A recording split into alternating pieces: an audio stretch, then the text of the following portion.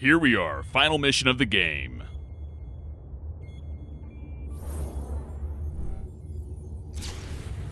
We have surrounded the GLA capital. They have biological weapons and we know they will use them. The Chinese have pledged their support for this final assault. We must not fail, General. The world is watching. Yeah, let's get those WMDs. We'll show them Iraqis. GLA.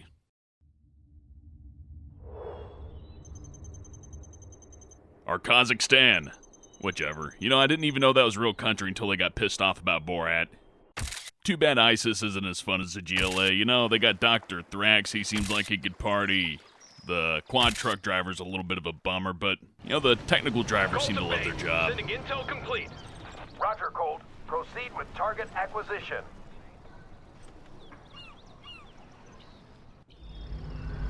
Looks like the whole GLA is lining up for us today. Buff is inbound, Colt. Target illumination is needed now. Choice target for the Flyboys is now illuminated. Roger, Colt. Wait for BDA and then RTB. We'll go. Ordnance is away. Buff is heading home. Thanks, Call to Colt. base. Stand by for BDA. Target is burning. Front door is open.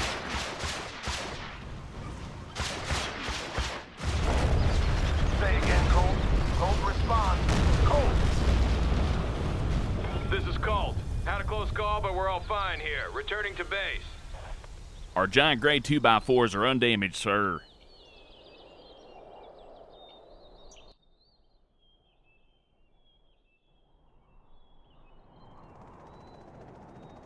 Let's build. This is the final push, General. The GLA is backed into their last stronghold.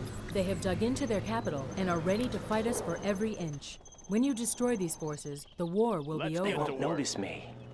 Okay, there was at least 3 double entendres in that sentence. Are you trying to tell me something, Eva? Because I'll be honest, I always wanted to fuck a robot. Are you a robot yet? Improvements. Getting to work. I don't care if I get court-martialed. This is the last mission. You can't fire me. Special forces. Anyhow, tasteless jokes aside, this is the last mission, and the only hint I've had for it so far is that it's not a gotcha mission, and it's not exactly hard, so I'm just gonna head at it head on. If it takes me an hour, I'll just post that. It's the last mission, it's not like it's gonna get any better from here on out. Heading over. Besides, my expectations aren't super high. These games tend to dip in quality right when the budget runs out. That's pretty much when everything goes to shit, so I'm kind of looking forward to a bit of a shit show here, you know what I mean? Talking about some bad AI and... Oh shit, I forgot the ending. Is the ending any good in this? I'm gonna guess it's not, because they really didn't build up any story up to this point. What's the GLA's motivation? I get that they nuked China. They didn't like China. I guess China was getting in on their land, maybe, but even that's not really well defined. For all I know, GLA's the aggressor. They could have been trying to take over China, or... I have no fucking idea what this war's about. It's kind of just like real life in that way. Upgrade complete. I'll be here. Whoa!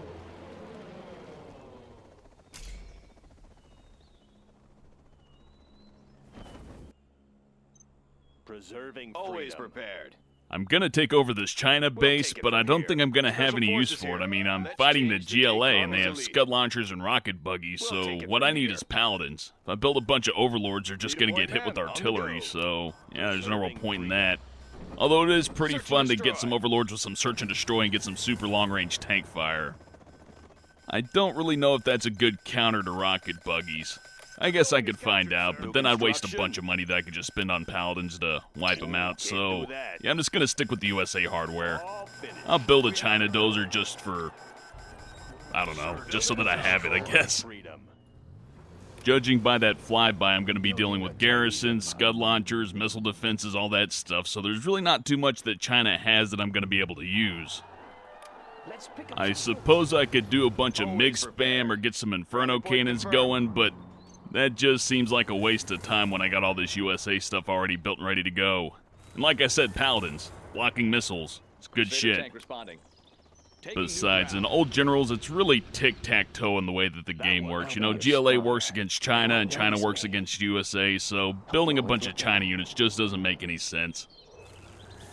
Some Gatling towers would be nice, but I have Pathfinders and Paladins. So, yeah, stealth detection, all that other stuff. There's no aircraft to worry about. And Ready for action. like I said, Go. the Scud missiles are Rally going to point be something I'm confirmed. probably going to have to deal with up close in their base, not so much in my own. So, yeah, having a bunch of Gatling cannons here is probably a waste of money.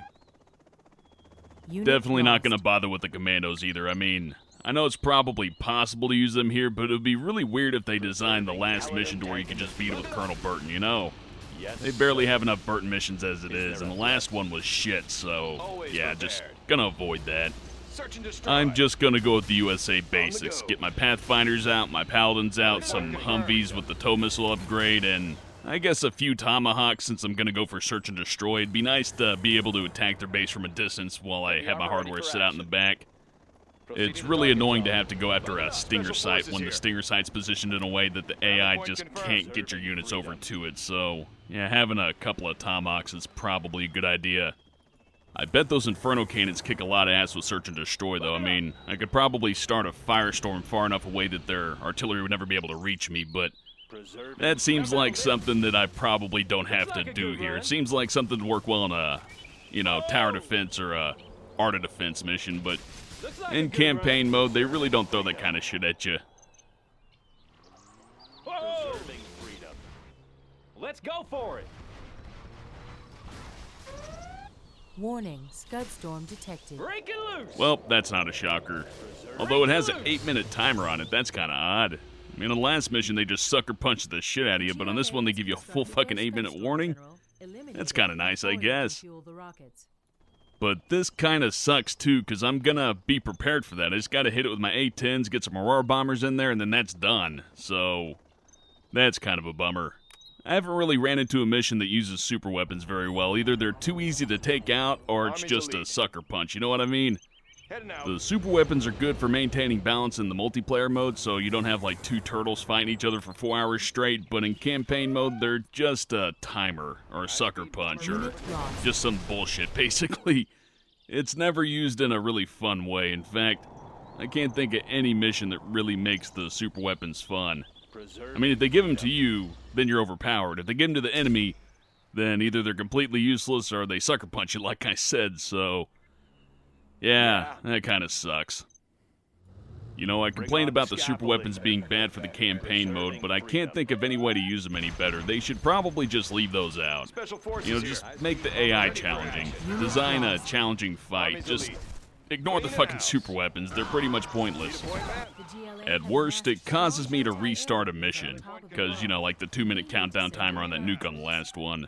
And best case scenario, I just knock it out without any issues whatsoever. It's just a really obtuse way to get me to spend money on stuff that I'm not going to use to actually complete the mission. You know, it'd be more fun making me take out some kind of secondary base to get some extra supplies so that I could build up enough units to take out the main base. That would be a lot more interesting, but I'm not seeing that here. Special forces here. You know, I get annoyed by dragon tanks and toxin tractors and that kind of thing, but these flashbangs, man... Talk about a strong power-up. I mean, garrisons are some of the strongest things you can fight in the game. They can take out hordes of overlords and that kind of stuff. Sometimes you have to bring their artillery in, but with the USA, you just drop off a ranger and it's done. In fact, that's one of my main complaints about this game. The infantry are really weak, so you gotta put them in a garrison, but everybody has anti-garrison stuff, so the garrisons aren't that great when you think about it, so... Yeah, there's not too many instances to where you really get to use the infantry except against artificial intelligence because they're kind of dumb about fighting them. In a player versus player situation, the most use you're going to get out of the garrisons is maybe early on. You know, if you pack into a garrison and take the enemy by surprise or use it to hold an area for a couple of minutes, but eventually they're going to send in some artillery or some anti-garrison stuff and wipe it out anyway, so... Yeah, unless you're throwing down palaces, it's really not a good strategy. Oh, yeah. I'd say the only faction it really works out for is the USA, since once they get to the point to where they're going to attack the garrison, you can always evacuate the garrison into a bunch of Humvees and use the Humvees to kite a bunch of the heavy stuff. That works pretty well, but thinking about it, if this game was balanced to where the infantry were stronger than the tanks, then that would suck even worse. I suppose what really bugs me about it is that they took out the naval units, but the infantry's even weaker than it is in Red Alert. So Red Alert has more unit variety and the infantry's more useful. So Yeah, that kind of pisses me off, but that does kind of add to the flavor of this game, you know what I mean? It's not exactly a realistic game, but it does make a lot of sense that sending out a bunch of guys with RPGs isn't going to work out too well in a real war situation. At least they tried something different with Generals, and it was good. Unlike Command & Conquer 4, to where they tried to rip off another different type of game genre, and it just sucked. That's the thing with mixing genres. Sometimes you think you're gonna get something like Skyrim, to where it's like, oh, action RPG, of course, this is a fucking blast. You know, you get a little bit of more reward for your action by leveling up and getting weapons and shit like that. But then you get somebody who tries to mix a MOBA and an RTS, and it just mixes like oil and water, you know? Or, you know, ice cream and cheese.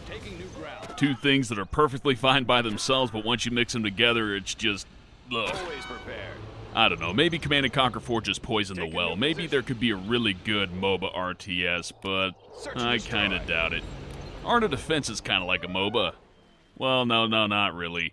If it was like a MOBA, you'd have two sides, which, thinking about it, yeah, versus Art of Defense map would be badass. I'd like that, but, well, this game can't handle it. It would just fucking crash. Yeah, you know, all other complaints aside, the biggest problem with this game is that the netcode isn't very good. It's so prone to doing the whole mismatch business, and, well, it still doesn't handle well. You'd think with broadband connections and all that, I'd be able to connect to people overseas just fine, but it's still a huge lag fest, you know, and that's a real bummer. I would love to play some versus, but every single time it runs at like fucking 2 frames per second, or it mismatches about 50% through, and, you know, I burn about maybe 4 or 5 hours trying to get a good match in, and I can't get a single fucking one in. That just sucks. I think that's what kind of got me off playing this game competitively in the first place.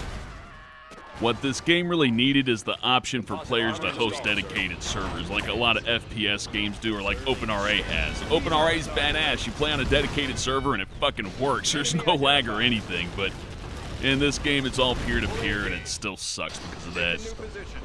I mean, you'd think I'd take a long time to beat some of these missions. Imagine if I was playing online with the frame rate halved. It'd be twice as long, so you're talking about a 30-minute mission taking a fucking hour to play, and then all the players are playing in slow motion, so they have extra time to think about everything, so that extends the mission even longer. And the longer you play, the more likely you are to mismatch, so yeah, that's just a recipe for disaster right there.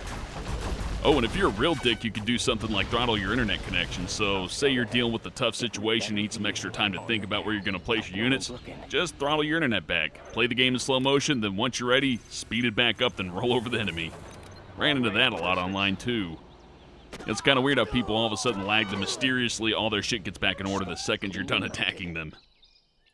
This kind of bullshit isn't just relegated to online either. I mean, I've heard of people playing LAN and getting mismatches. I mean, how do you get a fucking mismatch on LAN? There shouldn't be any delay there. That's as fast as it gets for the most part. I mean, you aren't going to connect anybody on the internet that fast unless you're their neighbor and you have some, like, fucking fiber optic cable internet shit, but, oh man, that's just lame. Yeah, I'd really like to play this game online more. I even got CNC Online set up to do some co-op with some people here, but unless I know somebody, it just turns into a big fucking clusterfuck of bullshit. At least between lag and mismatches, just getting to the end of a game is a struggle. You know, just getting to the fucking end is hard, and that's just fucking awful. I hate this game for that. Because when you do get a good game in, it's really fucking fun and you want to play some more, but then when you try to do that, it's always a struggle, you know, mismatches, lag, cheaters. Didn't even get in the map packs and all that shit either. Remember the Scud glitch when this game first came out? They took forever to fix that. It's because of that shit I can never play as my favorite faction. Every time I picked the GLA, somebody thought I was going to do the Scud glitch on them, so they'd pick GLA, then they'd do the Scud glitch to me. And I don't blame people for not believing me. I mean, I would play online, and people would say, oh no, I'm not going to do the Scud glitch, I'm not going to do the Scud glitch. And then that's the first fucking thing that they do because the game gave you ranks and shit, you know? So they had an incentive to cheat. And that also hurt the game quite a bit when you think about it. I mean, that sounds like a good idea on paper. Let's take military ranks and assign them to players for victories and, you know, all that other stuff. But then once you give people an incentive to cheat, they can't help themselves. They want to get that little icon to switch over to something better so that they can go in a room and go, yeah, I'm a fucking captain. Unit lost. I mean, that'd be all well and good in a world where people aren't bothered by not earning what they got, but come on. You know, this is the real world. People just love getting shit that they didn't earn. And hell, I think they feel even better about it when they fuck somebody over, you know what I mean? They think they got you. They think they outsmarted the system. They're never going to have an epiphany to where they think, oh, wow, you know, I really didn't earn all this. Maybe I should stop cheating. No, what they think is, oh, damn, I better get some better cheats or else the other guys with cheats are going to out-cheat me. Then that becomes the game. Who paid for the best hacks? And then you got fucking assholes making hacks and selling them to people and people dumping $50 on a fucking hack. And, you know, they don't care if they get banned because they'll just buy another copy of the game, right? So, oh no, my CD key got banned, whatever. I spent $120 on my hack, and I'll spend fucking $250 on fucking copies of the game. Oh god, I'm choking on my own rage here. Because that's not a problem that's just local to Command & Conquer. That's a problem with any game on the PC that doesn't get constantly patched. Except maybe on Steam because they have the whole VAC ban thing, so if somebody cheats enough, they're eventually going to have to make a new Steam account, and well, that can get pretty expensive, but if they just make a Steam account for each game that they're going to get banned, they can get around it like that, so it's really just a band-aid. Plus, with VPNs, IP bans are completely worthless. You know, you get rid of the guy for about 2 minutes, maybe even less than that if he has a bunch of VPNs set up. You can't even really get away from it on consoles. Like on the Xbox 360, you got the JTAG, and that's, you know, awful. And yeah, they can ban your whole console, but Xbox Live will sell you, I think it's a 30-day thing. It's like $100 for 30 days or some shit like that. So, yeah, if you're the kind of person who buys a JTAG and buys cheats, then you can cheat on Xbox all you want. You just got to keep paying Microsoft for it, which, I don't know, man. I don't know why the fuck they do that. I mean, I get why somebody with a whole lot of money would cheat.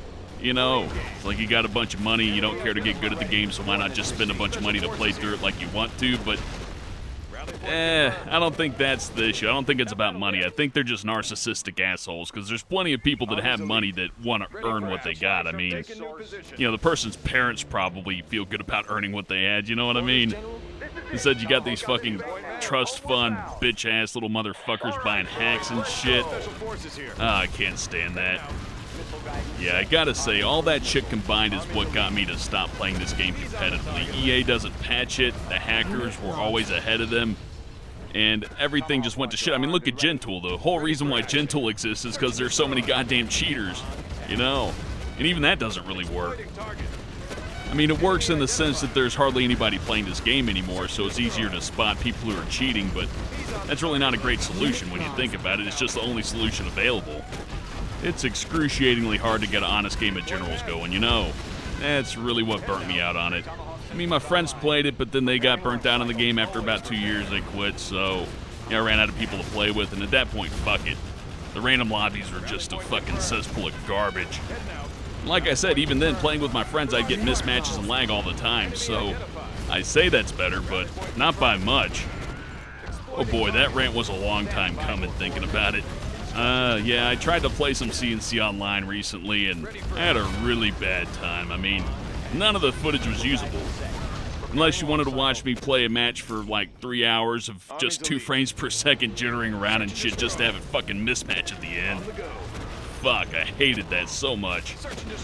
And that's not even a problem with the new CNC Online or Revor or anything like that. That's just a built-in flaw in the game. The netcode is just shit that's just not finished. And you can kind of feel that in the campaign, you know what I mean?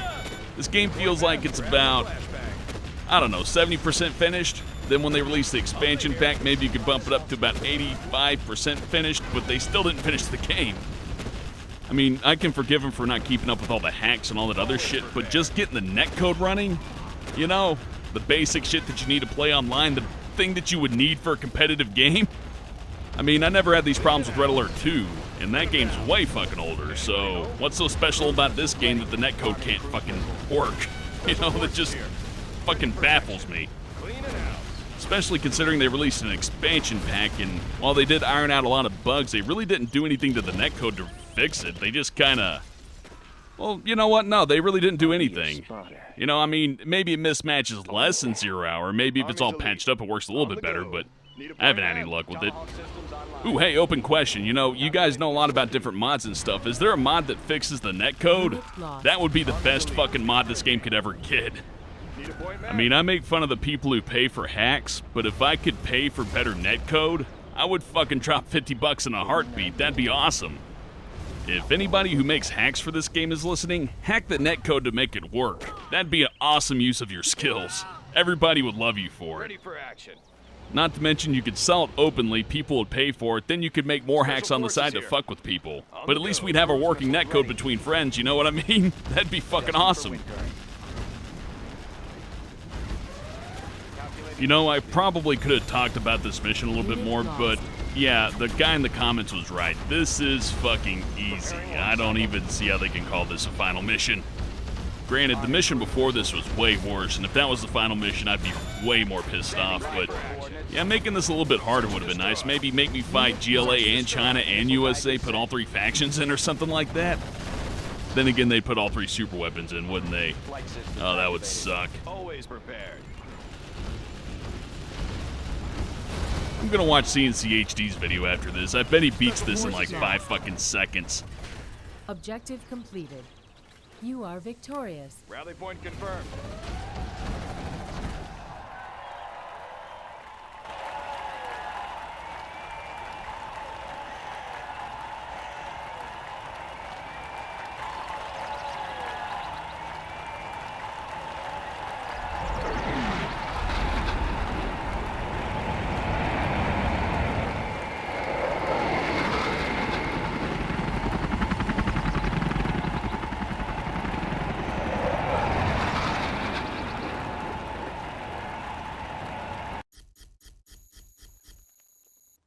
Wait, that's it? There's no, like, ending video with the... Oh, yeah, they didn't introduce the reporters until 0 hours, so, yeah, but, you know, maybe a voiceover would have been nice. Tell me what happened? I mean, we beat the GLA, so do we own Kazakhstan now? I don't get what the fuck this game was about. So the GLA attacked China, China attacked the GLA, and we were fighting the GLA the whole time. And then at the end of the USA campaign, we throw up a bunch of flags and everybody dances in the street and ride in for Mortal Kombat's there. And I think Black Lotus is there, but there's like hundreds of her, and they just changed the color of her hair. I have no fucking idea what that was about. I mean, don't get me wrong, I love this game, but as far as Command & Conquer games go, this has the worst story. I mean, I made fun of CNC4, but at least it appeared to have some sort of fucking story to it. This is nothing. Oh well, some of the campaign missions were fun, and I did have a lot of fun playing this back in the day. It was really impressive, but these days, it just feels lazy. Like I said earlier, this game feels like a game that wasn't finished. Like they got to the 75% point and either ran out of money or ran out of time and just said, fuck it, just throw all the air units in the sky. Just get it out there. Throw all the units you can on the screen. Fuck it. Closure, end of story. Don't get me wrong, I love this game, but there's massive chunks missing out of it. I mean, the netcode's not good. The fucking campaign has just an obvious lack of content to it, to the point to where you don't even know why everybody's fighting, which none of the other Command & Conquers had that problem. You know why Nod and GDI were fighting, or allies and the Soviets, or, you know, what Yuri's motivations were, but in this game it's hard to tell. The only people with any real motivations I can see are China, because the GLA nuked them for reasons. I mean, they could have at least explained that. I understand that they can't say, like, holy war or bring religion into it or, you know, bring actual militas into it or anything like that, but they could say, like, you know, China was taking GLA's land or something like that, but I don't know. Maybe they're afraid of pissing people off, but I kind of doubt it. It feels more like a budgetary issue, if you ask me. Maybe a little bit from column A and a little bit from column B. Anyhow, all my bitching aside, I had a really fun time playing this game, but yeah, I'm literally at the end now, so that's all I got. Thanks for watching, and I'll see you next time.